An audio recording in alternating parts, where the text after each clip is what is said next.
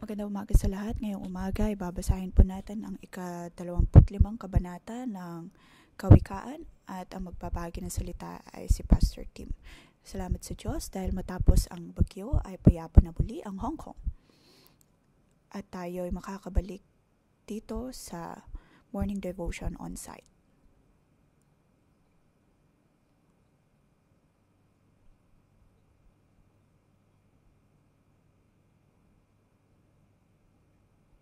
Ang kawikaang ito ay panibagong unit.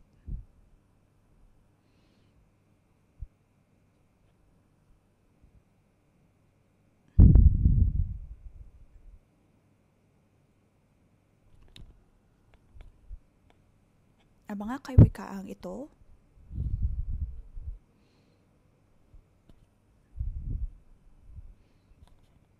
ay naisulat sa tulong bahagi ng panahon ng Juda, kaharian sa Juda. Sa panahon ni Haring Hezekiah.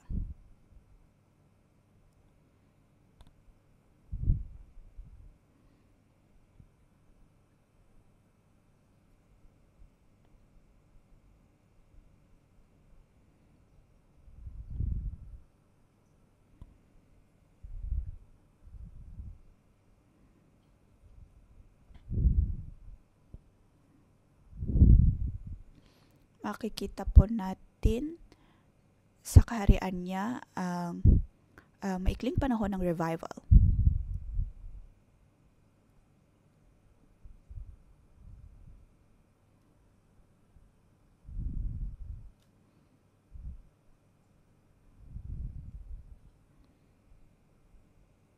Sa mga panahon na yon ay napakaraming mga masasamang hari.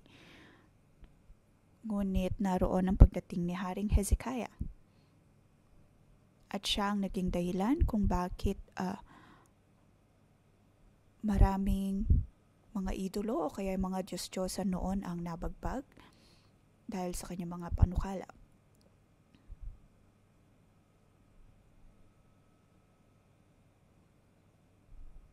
Siya ay tinawag bilang makatwirang hari.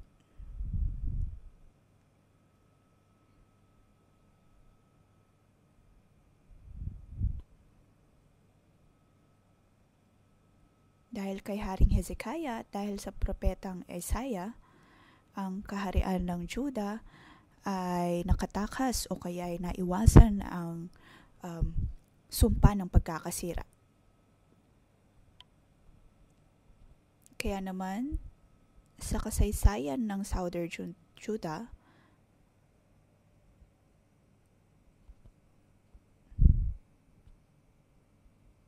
makikita natin ang mga pag-asang ito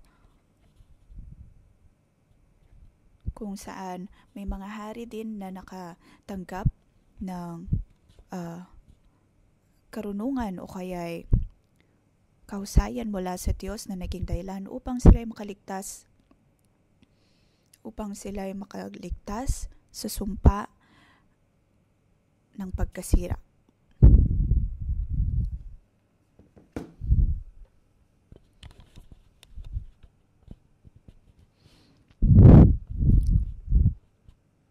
Makikita natin dito na pinahalagahan ni Hezekiah ang karunungan na nagmumula sa Diyos.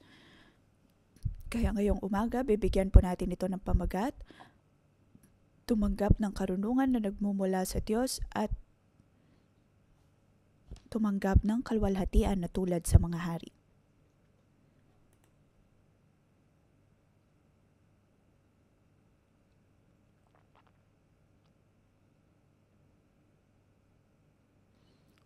Verse 1 to 7 ang unang talata.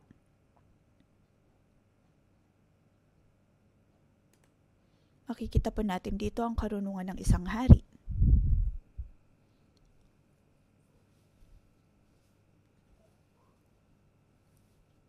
Paano ang maging hari at paano ang makipag-ugnayan sa mga tao.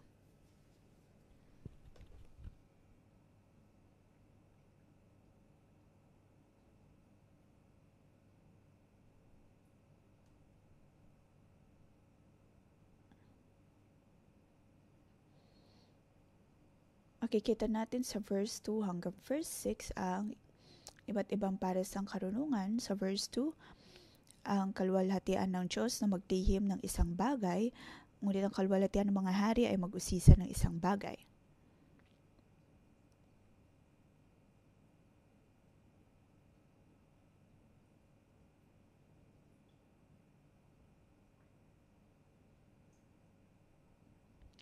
Sa lumang tipan, ang mga salitang Panginoon at ang Hari ay madalas na nakikita natin pareho. Ang mga hari, kung tutuusin, ay parang mga Panginoon noong araw dahil sila ang tinatawag na mga maharlikang pari. At ang mga hari ang pinili ng Diyos upang ipahayag ang kanyang mga salita. Sila ang sisidlan ng Diyos na pinili niya. Sila ang sisidlan na upang magpakita ng kaluwalhatian ng Diyos.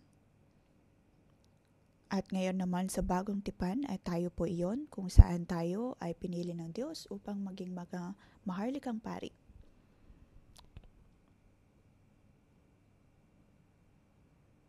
Ang kalooban ng Diyos at ang ating pagkilala sa Diyos ay dapat na maipakita. Kung mauunawaan ng isang hari ang puso o kaya'y kalooban ng Diyos,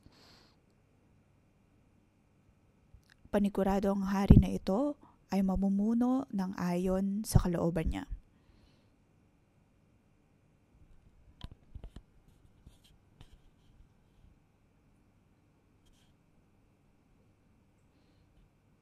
Kaya naman pagdating kay Hezekiah, siya ay dumulog sa Diyos upang manalangin kung paano haharapin ang mga hukbo ng Assyria.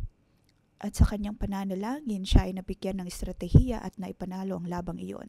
Tayo bilang mga hari, bilang pinili ng Diyos, dapat po nating kilalanin ang kanyang pagkadiyos, kilalanin o kaya ay unawain ang kanyang kalooban. Naway magkaroon tayo ng puso na dumulog sa Diyos at unawain lagi ang kanyang kalooban.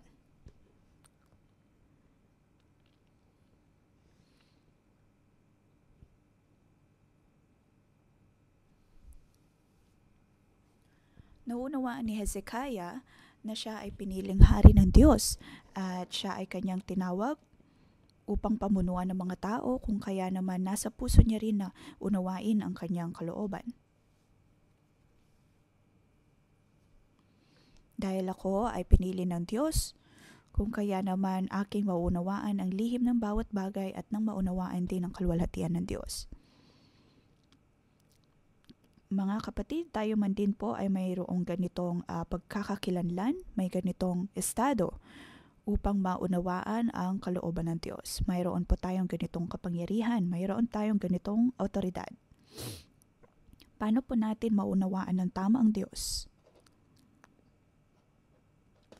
Sa mga sumusunod na bersikulo, sinasabi po dito, verse 4, alisin ang dumi sa pilak at lumalabas na isang kasangkapan sa ganang mangbubuo. Alisin ang masama sa harap ng hari at ang kanyang luklukan ay matatatag sa katuwiran.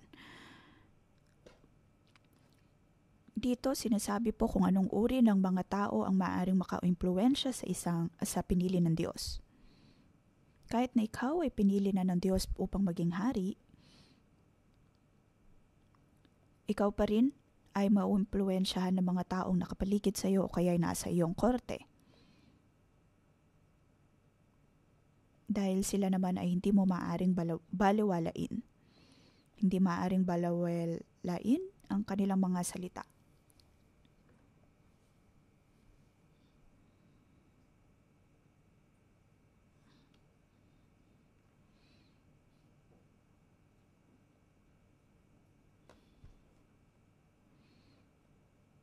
Kaya naman sinasabi dito na dapat alisin ang dumi sa pilak, alisin ang masama sa harap ng hari. Isipin natin ang mga bagay na nagkakaroon ng impluwensya sa atin.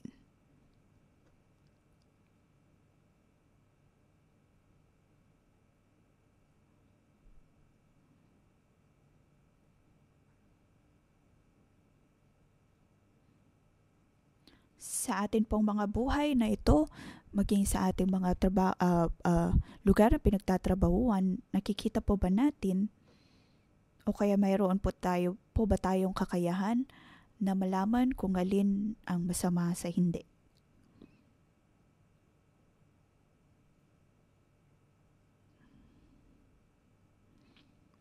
Naway magkaroon tayo ng karunungan na malaman kung alin ang makakatulong sa atin na hindi. Naway siyasatin nating mabuti kung anong mga pagpapahalaga o kaya anong uri ng mga tao ang nagkakaroon ng impluwensya sa atin. Maaring may mga pagpapahalaga po tayo na nakuha natin sa mundo. Ngayon ay pinapahalalahanan po tayo ng mga salitang ito na dapat itong tagalin sa ating mga buhay.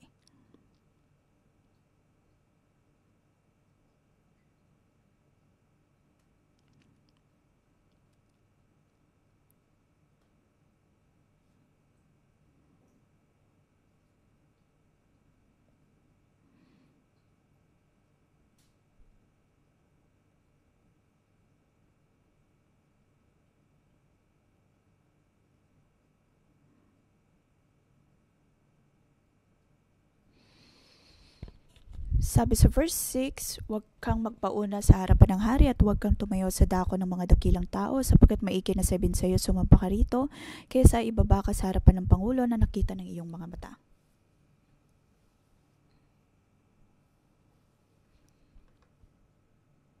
May mga taong nais na iangat ang kanilang mga sarili sa harap ng mga otoridad, sa harap ng mga boss.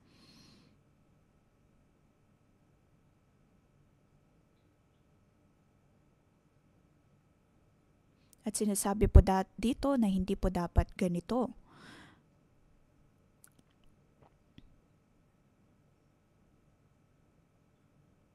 May mga taong mapagmataas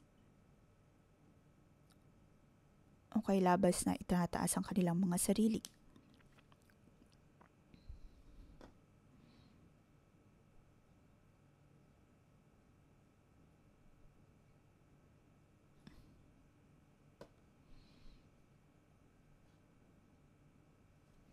Ito po ay isang laban na dapat nating harapin maging sa lugar na ating pinagtatrabahuan.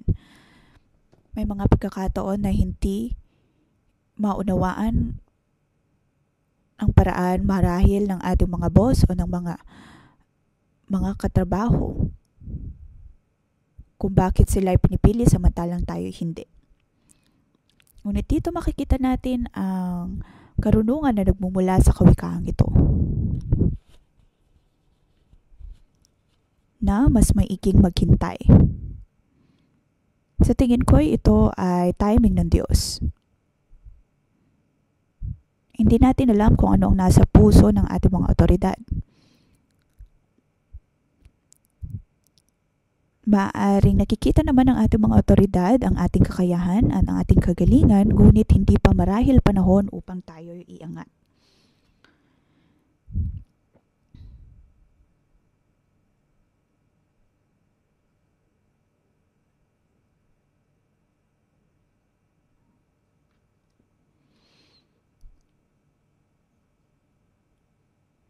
Sa mga panahong ito, dapat nating sampalatayanan ng Diyos at sampalatayanan maging ang timing ng pag-angat ayon sa kanyang kalooban. Panahon kung kailan tayo ay mabibigyang halaga at maitataas. Ang lahat ng ito ay nasa kamay ng Diyos.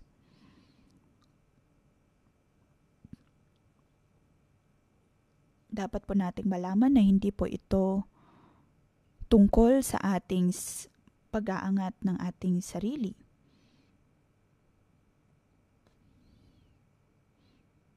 Dahil Diyos mismo ang mag-uudyok sa ating mga otoridad. Pagkatapos tayo ay makakatanggap ng karunungang ito.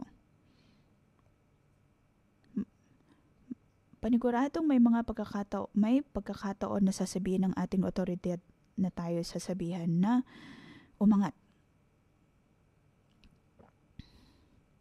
Hindi man makita ng mga simpleng tao ang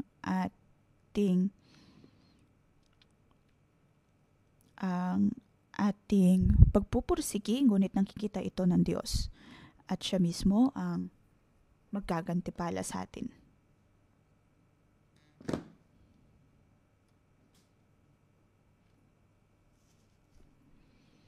Magkaroon po tayo ng pananampalataya na ang timing pa rin ng Diyos ang siyang pinakamainam sa lahat.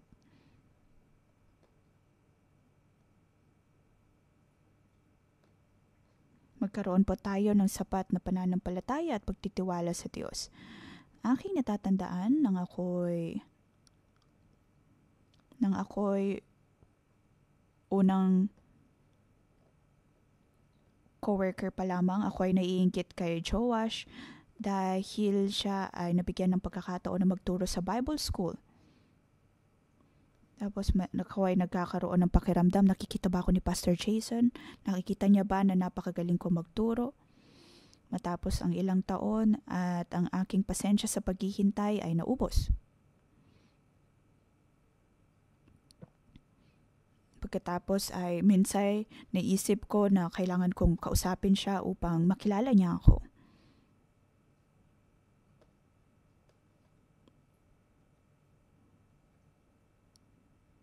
Dahil dumating sa pagkakataon na itinuro sa atin na dapat nating express ang ating being. Pagkatapos ay napagtanto ko nga tunay nga na hindi ko pa nasubukang kausapin si Pastor Jason tungkol sa bagay na ito. Pagkatapos kaya nga pumunta ako sa kanya at nagsabi sa kanya, Pastor Jason, gusto ko magturo sa Bible School. Pagkatapos sumagot si Pastor Jason, aking naunawaan, anong gusto mong ituro? Ano ang inuudyok sa'yo?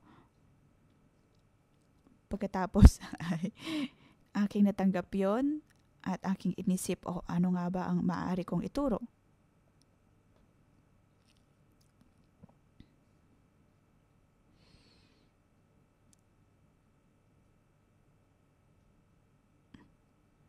Pagkatapos ay tuwang-tuwa ako dahil at least ay naibahagi ko kung ano ang aking nais. Ngunit taon ang lumipas, ngunit hindi pa rin ako nilagay bilang isa sa mga tagapagturo sa Bible School.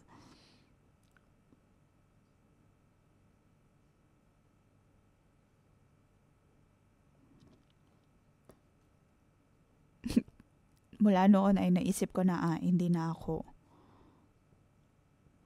basta-bastang lalapit pa.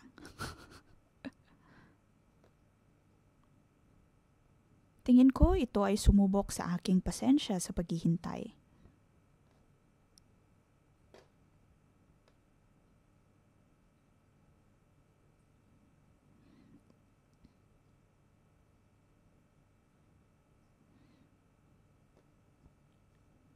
Dapat akong matutong maghintay lalo na sa timing ng Diyos. Hanggang sa dumating nga sa pagkakataon na ako na ay binigyan ng oportunidad na makapagturo.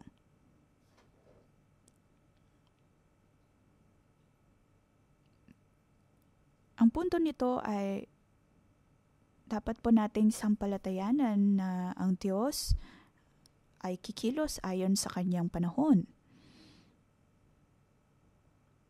Naniniwala ako na marami po sa atin ang ganito din. Kayo man ay Bible School student o kaya ay nasa marketplace, madalas ay marahil naiisip ninyo, bakit hindi ako ang pinili?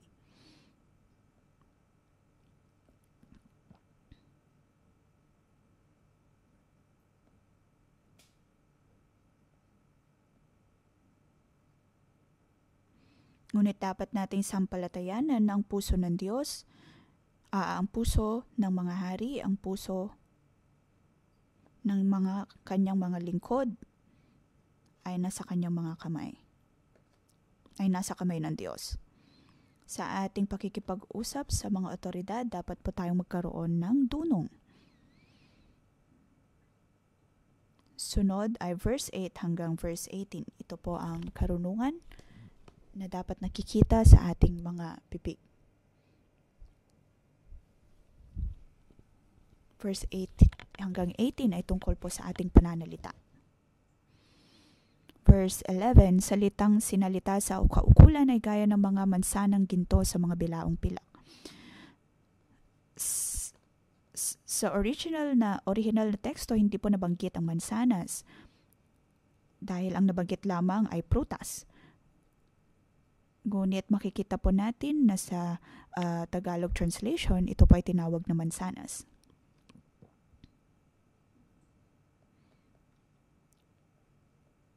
Mansanang ginto.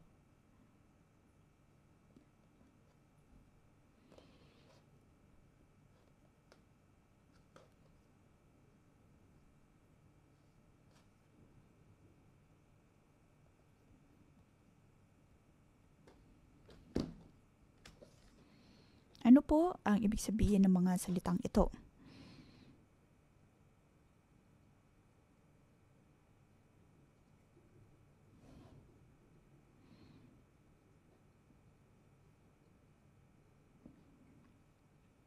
Verse 15, sa pamamagitan ng pagpipigil ng loob ay hikayat ang Pangulo at ang malumanay na dila ay bumabasag ng buto. Minsan ay kausap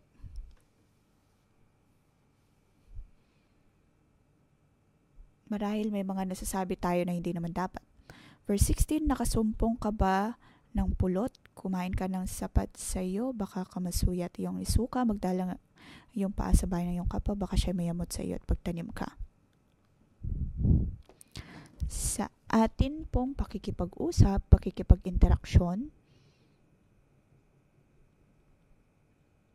dapat po tayong mangusap ayon sa tamang panahon at may tamang mga pananalita. Hindi lamang minsan o kaya ay 2 beses, ngunit dapat itong nagpapatuloy. Ang atin pong pananalita ay dapat na mahinahon. Sinasabi po dito na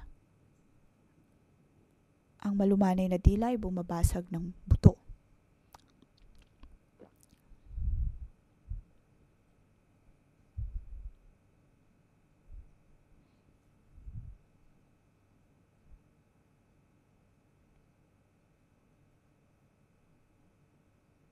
Mapapansin po natin na kung tutuusin, ang dila ay ang isa sa pinakamalambot na bahagi ng katawan, samantalang ang buto naman ay pinakamatigas na bahagi ng ating katawan. Itinuturo lamang po nito na ang bawat nating pananalita, bawat malumanay nating pagsasalita ay magkakaroon ng epekto maging sa pinakamatigas na puso. Katulad ni Jesus, mayroon po siyang mahinahong puso o kaya mabuting puso.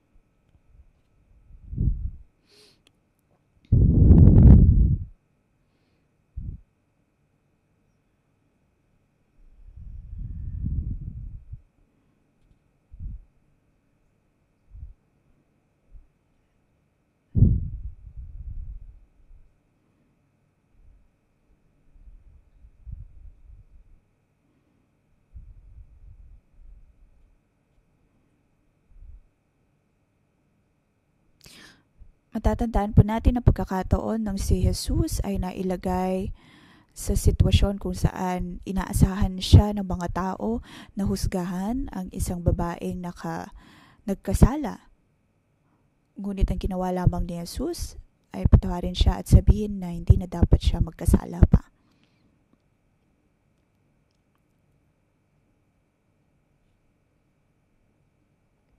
Siya ay nakatanggap ng kanyang kagalingan At bukod pa doon ay napagaling din ang kanyang puso, ang kanyang espiritu. Hindi niya sinabi sa babaeng nagkasala, hindi mo ba alam ang sinabi sa Biblia na ganito, ganyan, ganyan? Bagkus, ang kanyang sinabi ay,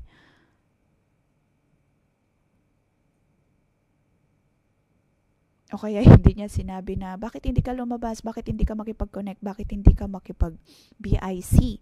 Ngunit ang kanyang ginawa ay ang tanggapin siya ng buong puso.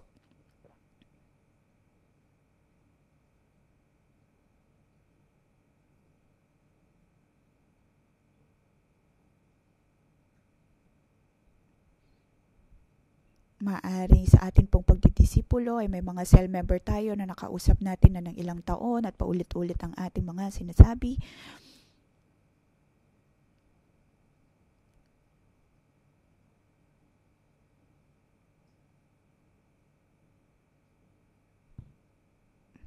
Ngunit naniniwala kong ito ay karunungan na nagmumula sa Diyos dahil tinutulungan niya tayo na magkaroon ng pasensya.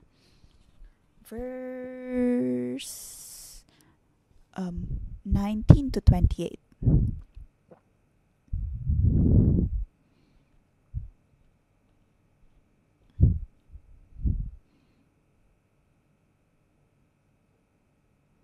Sabi dito, siyang hindi pumipigil ng kanyang sariling diwa ay parang bayang na bagsak at walang kuta.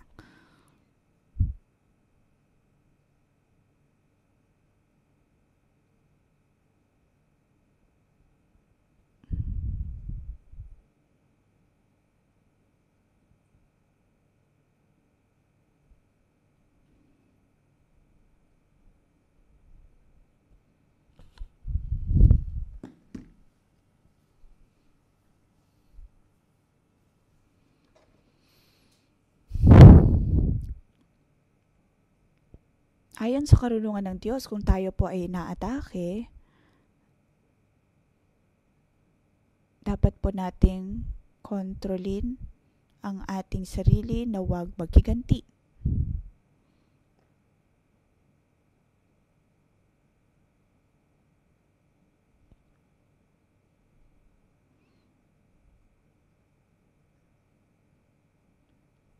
Kung tutusin, ito ay mahirap na gawin. Ngunit dapat po natin itong maunawaan. Maaring may narinig po tayong kamakailan na balita na mayroong sikat na politiko na activist marahil na binaril pagkatapos ang kanyang asawa sa harap ng maraming tao, sa harap ng publiko ay pinatawad ang pumatay sa kanyang asawa.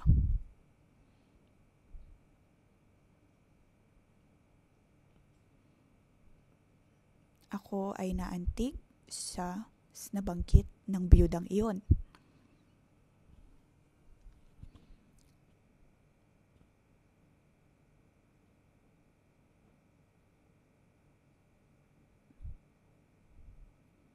Ang taong ito ay madalas na nakikipag-usap sa mga estudyante, sa mga batang lingkod.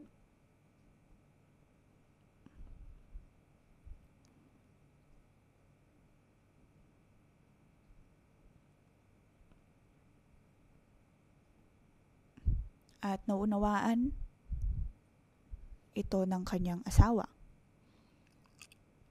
Marahil ay napakahirap na magpatawad, ngunit pinili niyang magpatawad.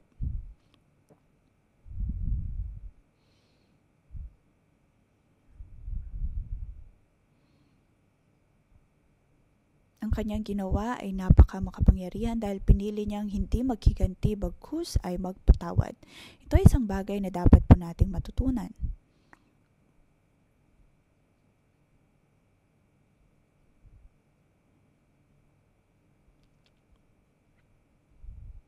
Ang paghihiganti ay hindi po ibig sabihin nito na hinahayaan lamang natin ang ating sarili o kaya hinahayaan lamang ang nakasakit sa atin.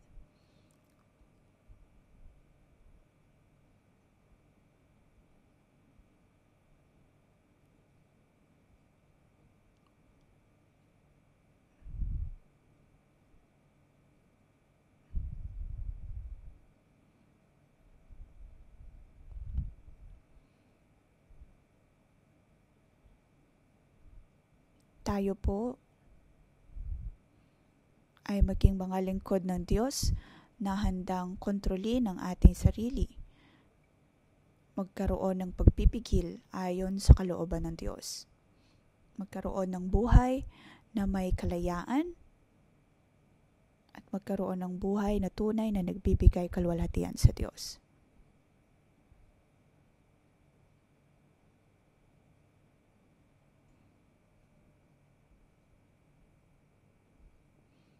Panginoon, Ikaw ay puno ng karunungan. Ikaw ay napakadakila.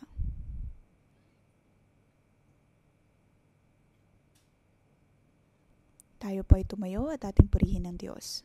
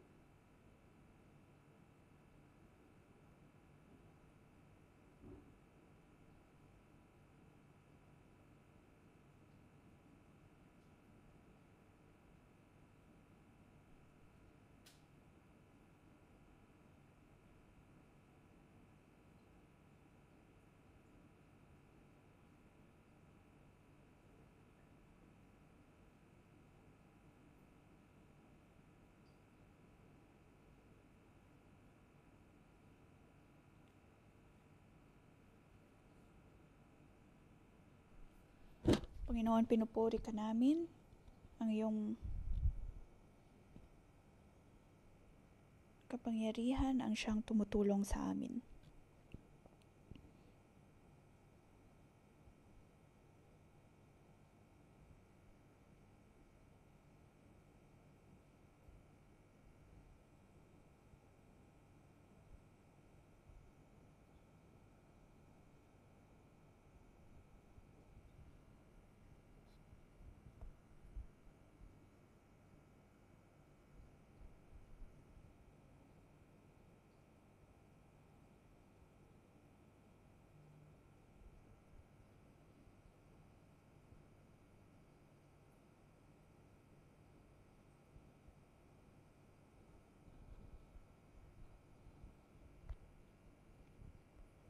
Tayo po ay manalangin, naway punuin tayo ng banal na Espiritu.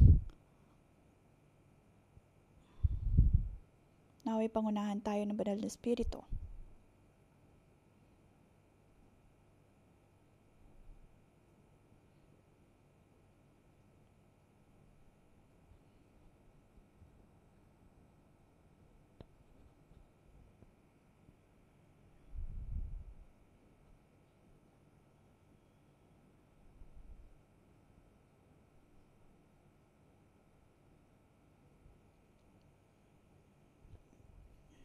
Tayo po ay manalangin.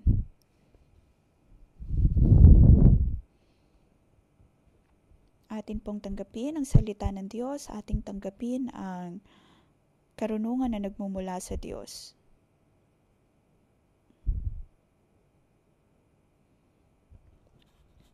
Naway ibigay sa atin ng Diyos ang karunungan na nagmumula sa Kanya.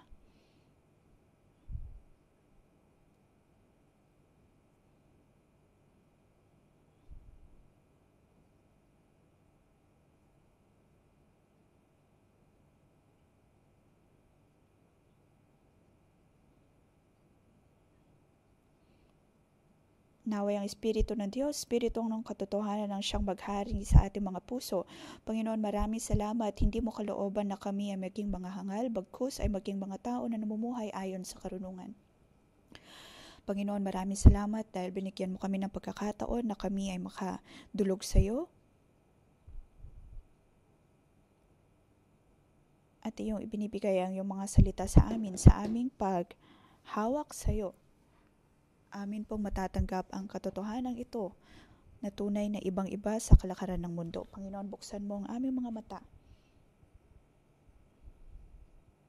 Tulungan mo kaming makita, O Diyos, ang karunungan ito na nagmumula sa iyo. Maging sa aming mga pamilya.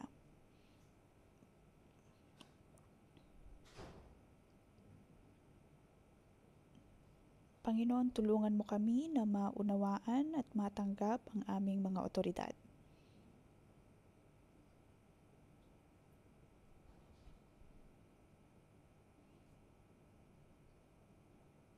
Tayo po ay manalangin sa Diyos. Panginoon, nais namin ang karunungang ito na nagmumula sa iyo.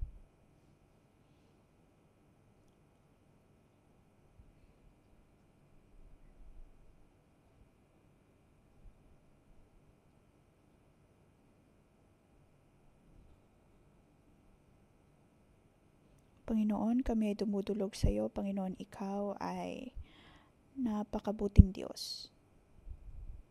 Amin pong binubuksan ang aming mga puso. Noon, O Diyos, kami ay nabubuhay sa kahangalan, sa kayabangan. Ngunit ngayon, O Diyos, sa kawikaang ito, iyong ipinapakita sa amin na maaring magkaroon ng pagbabago. Kami ay maaring tumulog sa iyo, Panginoon. Aming itinataas ang aming mga kamay upang humingi ng tawad sa iyo, humingi ng habag mula sa iyo. Tulungan mo kami, O Diyos, na lisanin ang bawat kahangalan. Iwasan at iwan, Panginoon, ang aming pagmamataas, ang kawalan ng self-control, ang pag-iisip na hindi ayon sa iyong kalooban.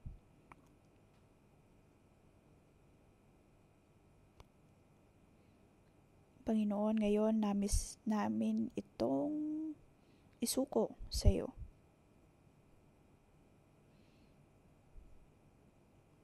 Madalas, O Diyos, kami ay kumikilos lamang ayon sa aming nais at ginagawa ang aming nais. Ngunit ngayon, O Diyos, aming ipinapanalangin, naway mapuno kami ng iyong banal na spirito at tulungan kaming matanggap ang iyong karunungan. Panginoon, maraming salamat dahil binigyan mo ang bawat isa sa amin ng otoridad. Panginoon, tulungan mo kami na sumunod sa aming mga otoridad.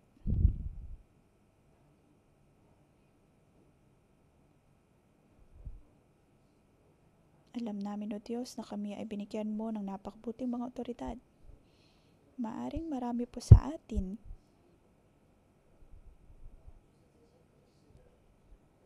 Panginoon, iyong sinasabi sa amin na kami ay makakatindig ng tama.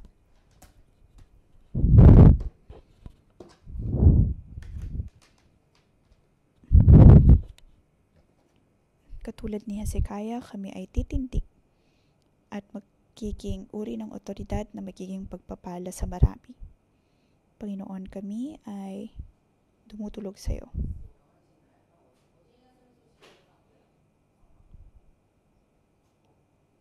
Tulungan mo kaming maunawaan, O Diyos, kung paano maging tunay na otoridad. At huwag magkaroon ng maling ekspektasyon para sa aming mga otoridad.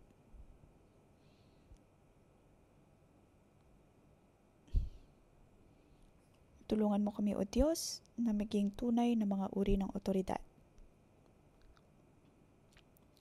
Tanggalin mo sa aming mga puso, O Diyos, ang mababang pagtingin, mababang kumpiyansa. Tulungan mo kami na maging pagpapala sa maraming tao. Mga kapatid, tayo po ay tumayo. Kahit anumang sitwasyon na mayroon pa tayo sa buhay, tayo ay tutulungan ng Diyos.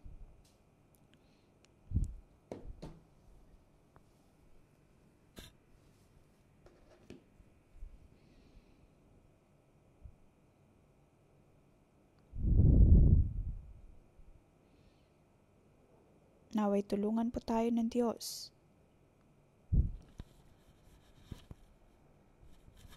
Tayo ay kanyang itindig bilang mga otoridad.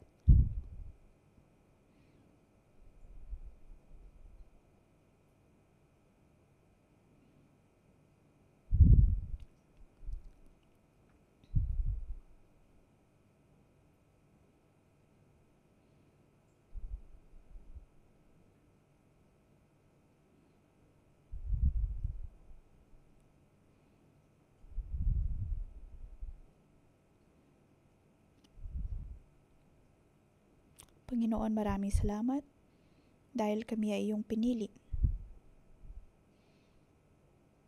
Kami ay mga pinili mong kinatawan ng iyong kapangyarihan.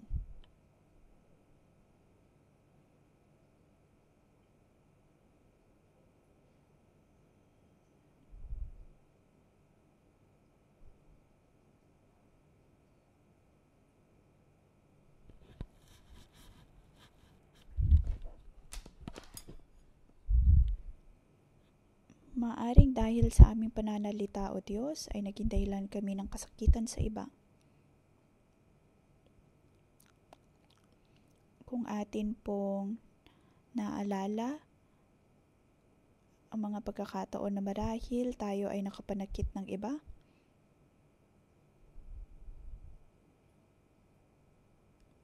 atin po itong ipanalangin.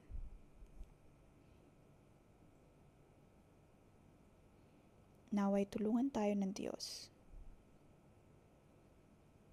Naway patawarin tayo ng Diyos.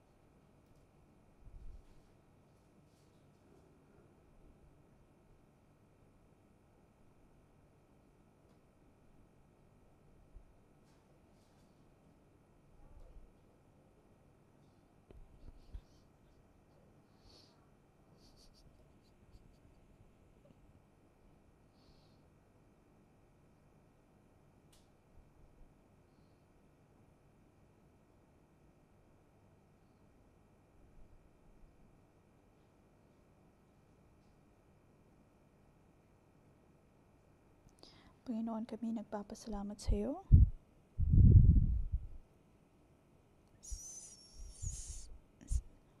Salamat sa pagbibigay sa amin ng kakayahan at kapangyarihan.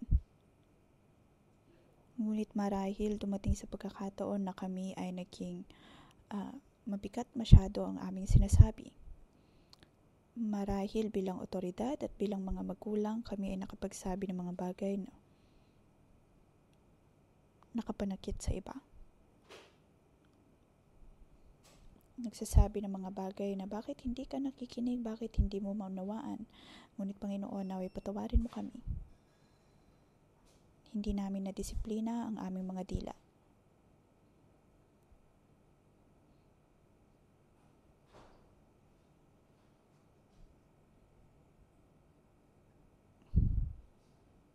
Panginoon, naging dahilan kami upang makapanakit ng iba. Naway patawarin mo kami. Imbes na makatulong ay nakapanakit lamang kami.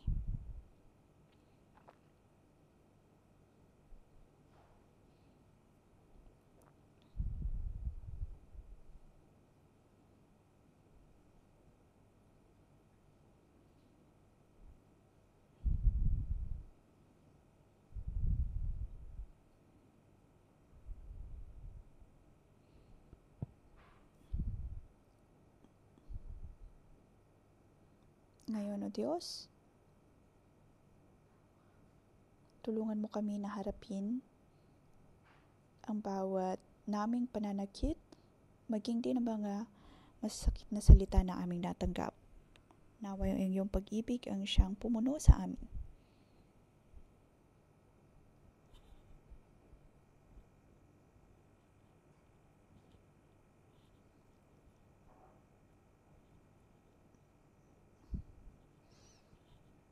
Panginoon, alam namin na mga salitang ito ay naging dahilan upang kami ay masaktan at mawalan ng gana, ngunit ikaw, O Diyos, ang siyang nagpapagaling sa amin. Panginoon, naway tulungan mo kami. Tulungan mo kami na mapalaya. Naway ang mga salita namin ay magbigay kagalingan sa iba. Naway kami magang sisidlan, nagdadala ng iyong kalwalhatian. Tayo po ay tumayo at purihin natin ang Diyos.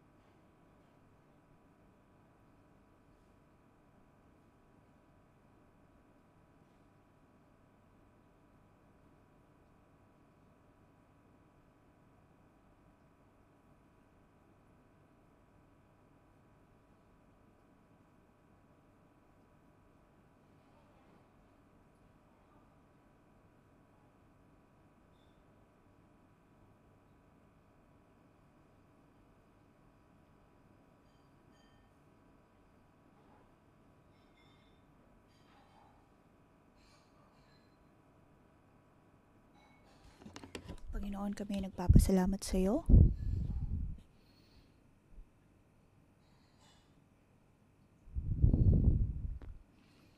Sa verse 28, sabi po dito, siyang hindi pumipigil ng kanyang sariling diwa ay parang bayang nabagsak at walang kuta.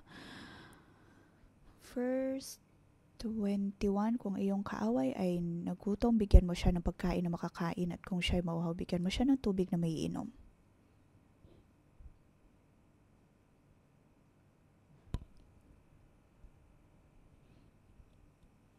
Panginoon, narito ang pinapatawad namin ang mga tao na nakapasakit sa amin. Panginoon, iyong sinasabi na iyong pagpapalain ang mga tao na iyong pinadala.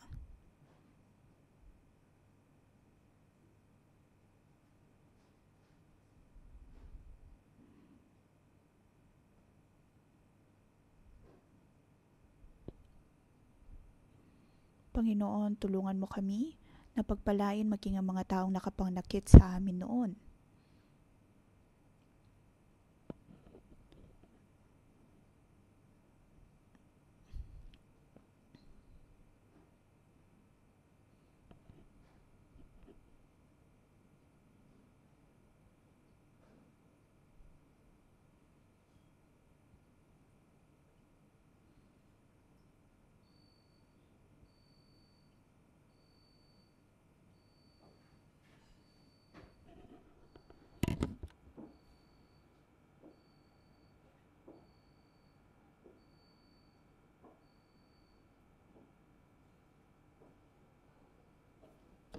Panginoon, aking pinapanalangin ang mga tao na nakapanakit sa akin.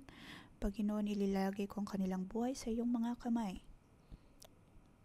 Ngunit naritong pinipili ko, O Diyos, na hindi maghiganti.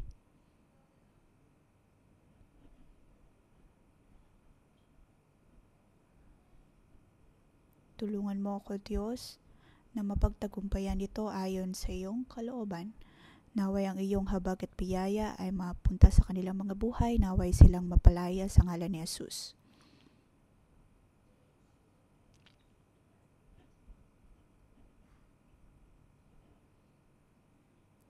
Panginoon, pinapanalangin na magkaroon ng kapayapaan sa puso ng bawat isa, magkaroon ng pag-ibig na nagmumula sa iyo.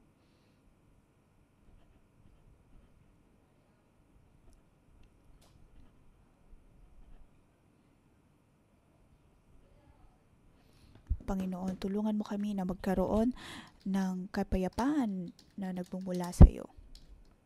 Magkaroon ng sapat na kasiyahan na mula sa iyo. Naway pagpalain mo ang kanilang ugnayan.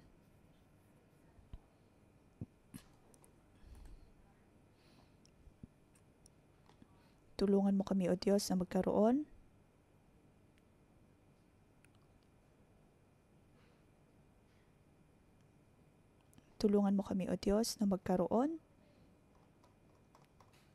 ng maayos at mainam na pakikipag-ugnayan dahil ito ang iyong kalooban. Panginoon, pinupuri ka namin at pinapasalamatan.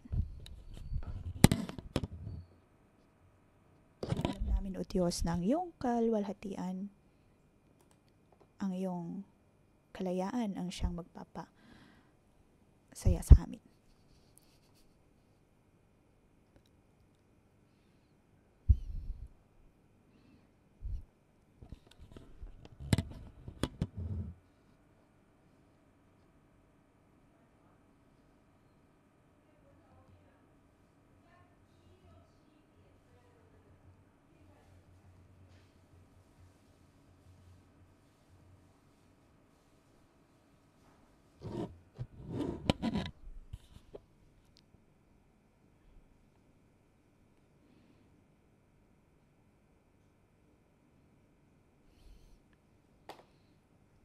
Atin pong ilagay ang ating puso sa ating mga kamay sa ating puso.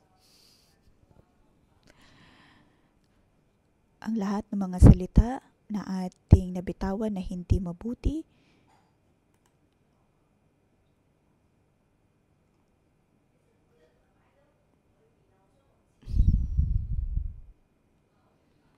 Panginoon, bago pa man namin madidisiplina ang aming mga dila ay dapat naming disiplinahin ang aming mga puso.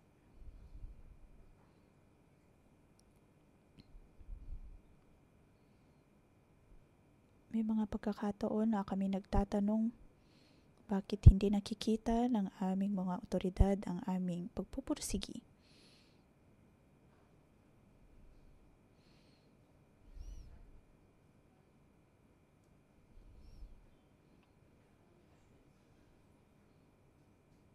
Panginoon, sa lahat ng mga mali naming pag-iisip, may mga pagkakataon na hindi ramdam namin hindi kami nakikita.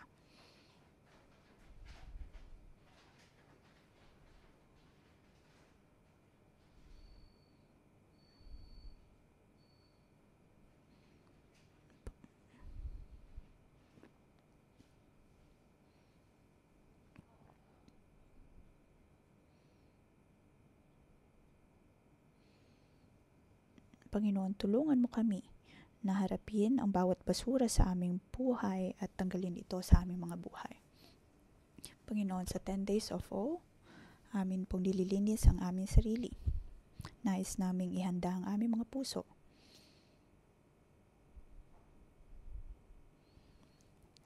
Kahit ng aming mga puso ay puno ng kasamaan, ngunit pinipili mo, O Diyos, na manatili pa rin sa aming mga puso. Panginoon, ang lahat ng kasamaan ay aming isinusuko sa iyo.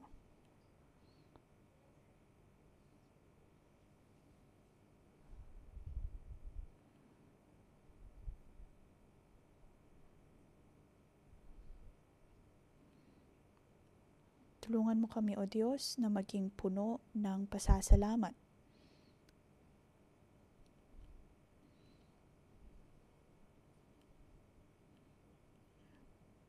Naway mapuno kami ng kabutihan, ng pagpapatawad, ng pag-ibig. Mapuno ng kabutihan, kagandahang loob na nagbibigay kalwalhatian sa iyo.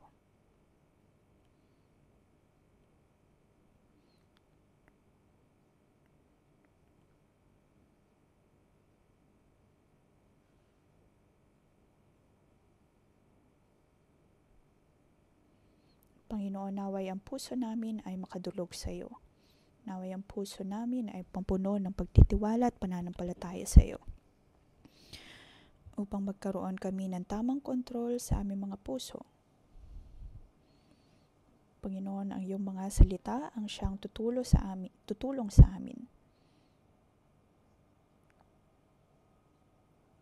Kami ay magiging mas positibo, mas mapupuno ng kabutihan. Ang lahat ng ito ay dahil sa iyong Espiritu.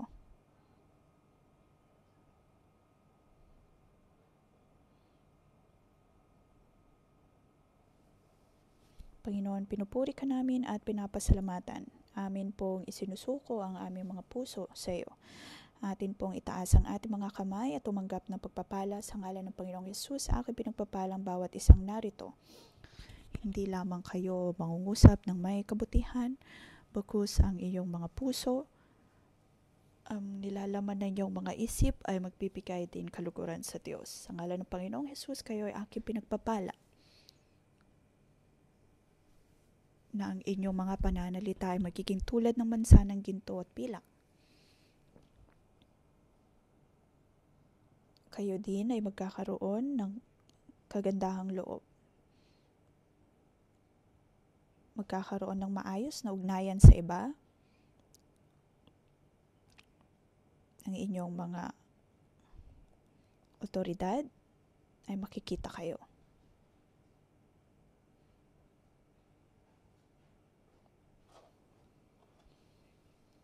Naway bigyan kayo ng Diyos ng kagandahang loob, ng higit pang pagpapala sa ngalan ni Jesus. Amen. Dito po nagtatapos ang ating pangumagang debosyon. Magandang umaga.